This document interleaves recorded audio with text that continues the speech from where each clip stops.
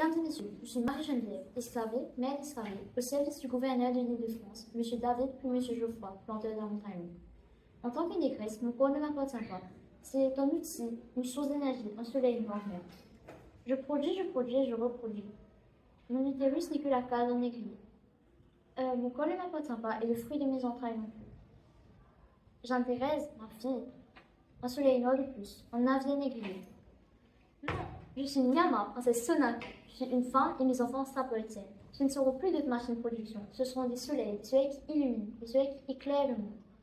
Ce que j'ai vécu, mes sœurs, n'est pas révolu. Les chaînes visibles ont disparu, mais les chaînes invisibles persistent. Aujourd'hui, sur ce plateau, nous accueillons 4 femmes qui ont été moquées par le sexisme. Nous accueillons aujourd'hui Toni Morrison, Christiane Taubira, Wangari Maathai et Ayana Kamura. Chers invités, comment voyez-vous cette histoire et l'impact qu'elle a eu sur la manière dont nous percevons les femmes noires aujourd'hui? Je passe la parole à Toni Morrison. Être noir et femme, c'était, et cela est encore, être pris d'otage. Ils pouvaient tout faire, ils peuvent tout faire. Vous savez, ils ont toujours le droit de se saisir de toute votre personne pour un oui ou pour un non. Pas seulement pour vous faire travailler, vous tuer ou vous museler, mais pour vous salir. Vous salir si profondément qu'il ne vous sera jamais impossible de vous aimer. Vous salir si gravement que vous en oubliez qui vous étiez et que vous ne pourrez même plus ressentir. Et je sais qui je suis, je m'en souviens, je suis une femme. En tant qu'écrivaine, j'ai dû naviguer dans un univers profondément marqué par le sexisme. J'ai commencé à écrire mes voix, celles de femmes noires. Elles étaient largement ignorées, marginalisées et réduites à des stéréotypes. L'industrie littéraire, comme beaucoup d'autres, avait une vision très étroite de ce fait. Chère sœur, ne compte que sur toi-même. Tu es jeune, tu es libre. Rien ni personne n'est obligé de te secourir à part toi. Sème dans ton propre jardin. Tu es jeune, tu es une femme, ce qui implique des sérieuses restrictions dans les deux cas. Mais tu es aussi une femme. Mais tu es aussi une personne. C'est ça l'esclavage. Quelque part au fond de toi, il y a cette voix des quelque part. Trouve-la et laisse-la faire de ton mouvement. Ne jamais salir ce que tu as de meilleur, ce que tu as de beau, de majesté. En tant que femme noire, en politique, les agressions les plus violentes auxquelles j'ai été confrontée ont été liées au racisme et au sexisme. Ces insultes, ces humiliations ont été une tentative de nous réduire au silence, de nous faire porter une identité dévalorisante. Je suis convaincue que si l'on veut déconstruire ces stéréotypes, il faut comprendre d'où ils viennent. L'esclavage a placé des femmes dans une position où leur corps était vu comme un terrain de domination. Ce n'est pas un héritage révolu, c'est une dynamique qui perdure à travers les siècles, dans la politique, dans la culture et dans l'histoire. L'inégalité première dont découlent toutes les autres, c'est l'inégalité entre les hommes et les femmes.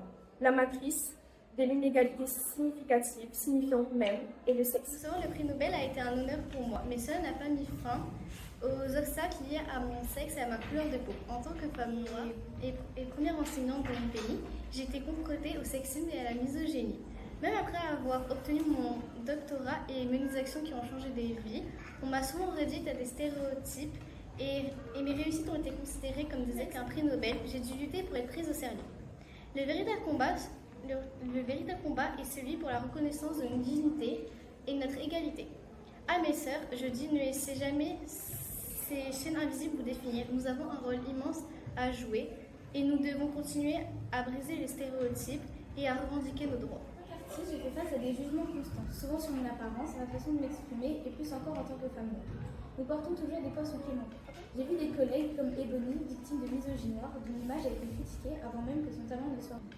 C'est une réalité que beaucoup de femmes noires rencontrent. Notre valeur est trop souvent réduite à notre corps ou aux stéréotypes racistes et sexistes. Mais ce n'est pas qu'une question d'apparence, c'est aussi une question de respect et de reconnaissance pour qui nous sommes réellement. Ebony et d'autres femmes noires comme elle m'inspirent à briser les cycles et à ne pas me conformer aux images imposées et à affirmer ma propre identité. Après avoir écouté ces témoignages puissants de ces femmes noires qui ont surmonté l'oppression, il est maintenant temps de revenir à notre prison. Nous avons parlé des vies passées et de l'histoire, mais il est essentiel de se rappeler que ce combat continue. Encore aujourd'hui, dans nos écoles, dans nos rues, dans nos foyers. Je suis en train de recevoir un message très important. Une élève qui souhaite rester anonyme a décidé de partager son expérience avec nous. Elle est en 4e et vit aujourd'hui dans un collège où les moqueries, les insultes et le sexisme à l'égard de son corps sont omniprésents. Ce témoignage est crucial pour comprendre que, malgré les progrès, ces réalités continuent à persister. Je vais donc lui laisser la parole pour qu'elle puisse nous expliquer de ce qu'elle vit au quotidien. Bonjour, j'ai 14 ans et je suis en 4e. Depuis quelques mois, j'entends des mots que dans la cour. On me dit que je suis trop grosse, on dirait que j'ai trop le con. On me critique constamment. On me traite comme un objet, comme si mon corps était là juste pour plaire. Je me suis rendu compte que c'était du sexisme et que c'était lié à mon corps de femme. C'est comme si, dès qu'on me voit, on me réduit à ce que je représente physiquement. Je voudrais que cela change. Je voudrais qu'on arrête de juger les filles comme moi. On doit créer un environnement où les filles ne sont pas jugées par leur corps, mais par leur intelligence, leur personnalité, leur cœur. À mon échelle, je propose qu'on crée un groupe d'éducation à la tolérance et au respect dans notre établissement. Ce groupe pourrait organiser des ateliers sur le respect du corps et les droits des femmes. Si nous changeons l'habitude des plus jeunes, peut-être que les choses commenceront à changer. Ce témoignage nous comme un appel à la justice et à la liberté. Ce que nous avons entendu ce soir de l'histoire de l'esclavage jusqu'aujourd'hui nous montre que nous avons encore beaucoup à faire. Ces chaînes invisibles, ces stéréotypes et cette violence persistante doivent être brisées. À vous, mes sœurs, et à toutes les filles à travers ce monde, sachez que vous n'êtes pas seules. Ensemble, nous pouvons faire évoluer notre mentalité.